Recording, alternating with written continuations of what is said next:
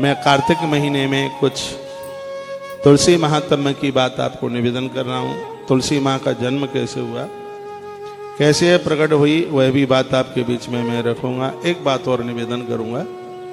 इसी पद्म पुराण में लिखा है कि तुलसी की सूखी लकड़ी से उस पर रुई और घी लगा करके यदि आप एक दिया जलाते हैं तो एक दिया तत्काल 10,000 दीपक जलाने के बराबर हो जाता है। यह बात एक बार मैं फिर रिपीट कर रहा हूं। आप सूखी तुलसी की डंठल, उसमें रुई लगाइए, उसके ऊपर घी लगाइए, उसको जला लीजिए, फिर उससे आप दिया जलाएं, आरती का दिया जलाएं, या जो अखंड दिया जो भी कोई आप जलाते हैं दिवाली पर ऐसा ही करना। मैं तो कहूंगा रोज करो, 365 दिन करो। मुझे कथाओं में आपने बहुत बार देखा होगा, तुलसी की लकड़ी से ही मैं दिया जलाता हूं, और उस एक दिया जलाने का फल है 10,000 दिया जलाने के बराबर। किसी व्यक्ति ने कितने भी अपराध किए हैं, यदि उसकी अर्थी में तुलसी की लकड़ियां लगा दी जाएं तो यमराज के दूतों का कष्ट न झेलता हुआ तो भगवान बैकुंठनाथ के दरबार में चला जाए।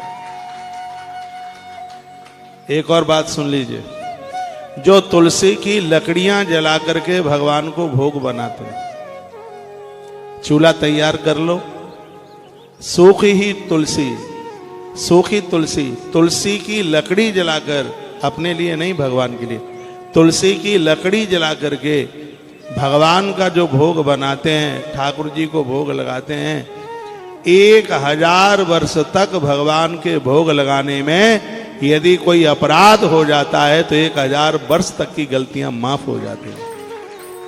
1000 साल तक की गलतियां माफ। लहसुन प्याज के हाथ से और कोई ऐसा अपराध हो गया, उतनी शुचिता नहीं रही और उस पवित्रता को आप नहीं कर पाए, भगवान के भोग पदार्थ में हाथ लग गए, तो 1000 वर्ष तक का अपराध भगवान क्षमा कर देते हैं। तुलसी की लकड़ी के ऊपर यदि भगवान का प्रसाद बनाया जाए, भगवान का भोग बनाया जाए, उसकी इतनी बड़ी महिमा है। तुलसी की लकड़ी को चंदन की तरह घिस करके भगवान के ऊपर उसका लेपन किया जाए, उस भक्त के जीवन में कभी चर्म रोग, कभी कुष्ठ रोग नहीं होगा, कोई बीमारी नहीं होगी। जो भगवान को चंदन की तरह तुलसी घिस करके उस काष्ठ को चंदन में मिलाकर जो भगवान को लेपन करते हैं, भगवान शीतल हो जाते हैं, भक्त के प्रति इतने प्रसन्न हो जाते हैं, प्रसन्नता के आंसू आ जाते हैं भगवान की आंख में, इतने प्रसन्न हो जाते हैं। तुलसी आयुर्वेद में भी बहुत आगे है। तुलसी की लकड़ी का पाउडर बना लीजिए और उसको ताजी पानी या हल्के कुनकुने पानी के साथ रोज आप उसको लेते रहिए।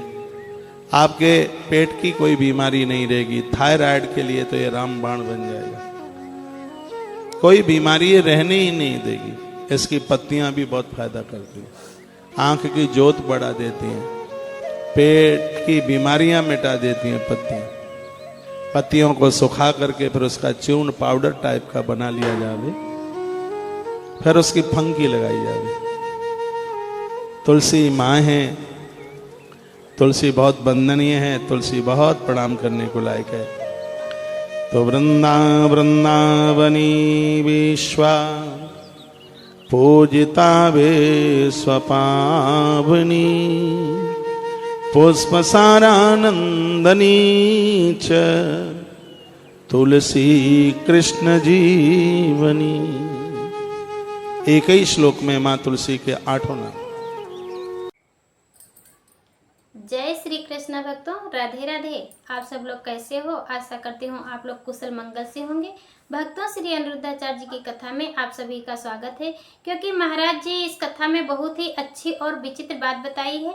क्योंकि महाराज जी की कथाएं हमें बहुत अच्छी लगती हैं, क्योंकि महाराज जी हम लोगों को जीवन पर्यंत बहुत ही अच्छी और ज्ञान वाली बातें कथा के माध्यम से बताते रहते हैं।